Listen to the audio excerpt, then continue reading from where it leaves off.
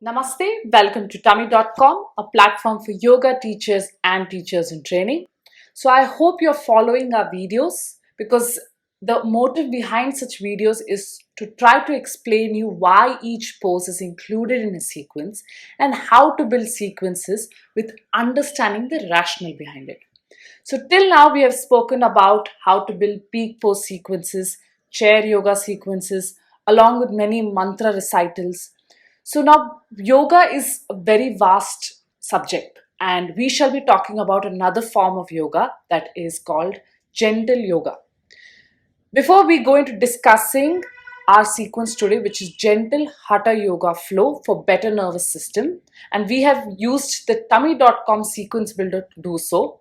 So please go check it out. Besides that, tummy.com also provides various other information. Before we go into understanding about sequences, we need to understand what is gentle yoga. So think about what comes in your mind when you listen to the word gentle yoga. So gentle yoga, as the name suggests, is a form of yoga where the flow of yoga is gradual and slow, with great focus on breathing, so that the students will be able to get greater flexibility, or also it also helps in recovering from an injury. It helps in stress management, also helps in opening various muscles which become stiff and becomes a reason for the student to not achieve a particular pose. When we are saying all of this, how is it that this yoga is actually helping in doing so? In gentle yoga, poses are held for a longer period of time with deep connection to breathing. The only objective here is that the student has to focus on breathing, can use props if they have to, and finally help students achieve advanced level poses with greater confidence. So it's a great way to ensure progressive growth of your students. Now, if you want more information with regard to gentle yoga, please go read about it on our site. Today, we are talking about poses that will help a better nervous system. And today's sequence is all about a flow. That is, the poses naturally flow from one pose to another. And we have divided the video into 4 parts, starting with a set of standing asanas, followed by asanas in prone position like these. Then a set of sitting asanas focusing on twists, and lastly asanas lying down on the back. So we started with standing asanas to keep the grounding factor in mind and also so that students achieve a sense of stability and balance. Now, when we're talking about better nervous system, what do you think will help your students' brain functioning to become more effective? So it works through activating different nadis, also known as pranic channels. And while doing so, you're allowing the flow of energy through the body working on the nervous system. So let us see how each pose in this sequence helps a student's nervous system.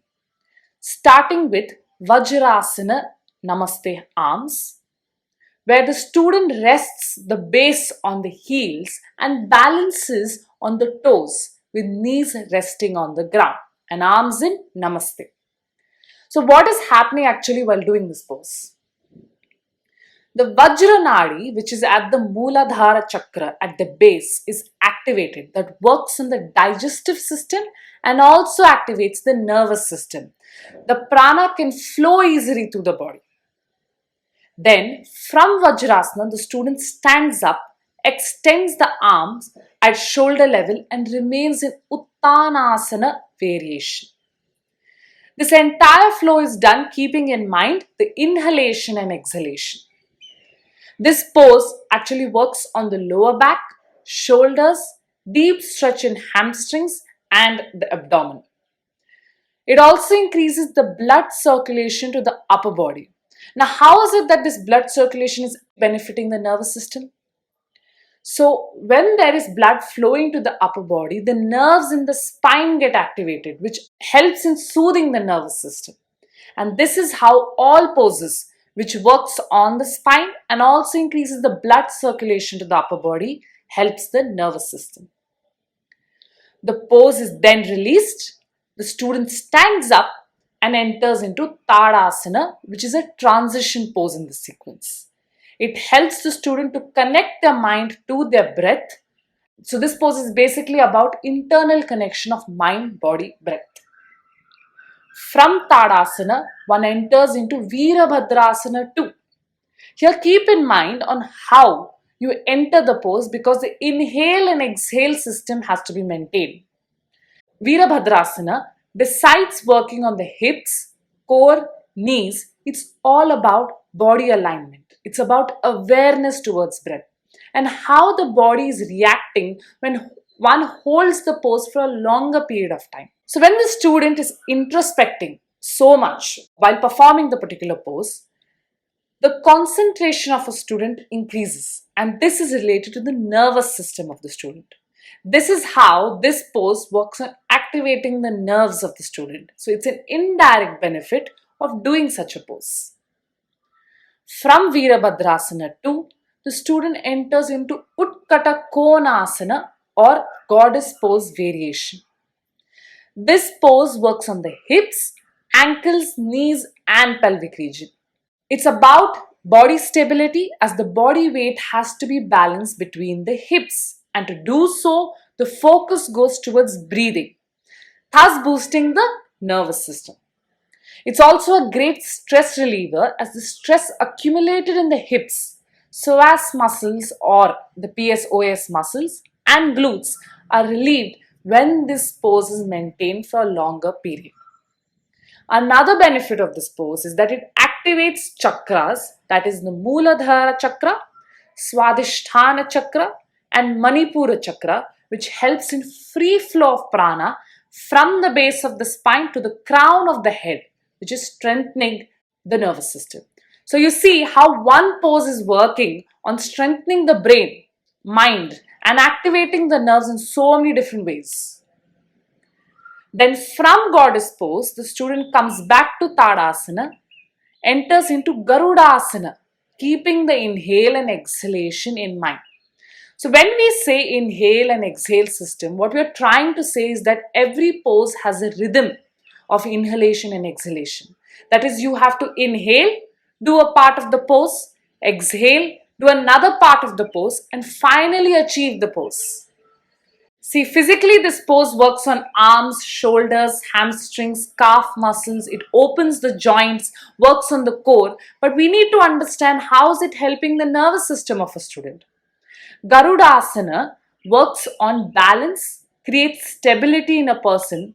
So the student develops a greater focus which helps the brain achieve stability. In other words, it increases concentration span of a student. When a student wants to achieve a pose, he or she is giving 100% to do so. And that 100% is actually indirectly strengthening the brain and making the person stronger mentally. Also, if the students find it tough to do poses like the goddess pose or the Garudasana, then you could replace it with easier variations, poses that have use of props so that students find it easier to do it. And because the objective here is not to master a pose, but on the contrary, to be able to hold a pose comfortably for a longer period of time. So this is the first part of the video where we have shown how standing asanas help the nervous system.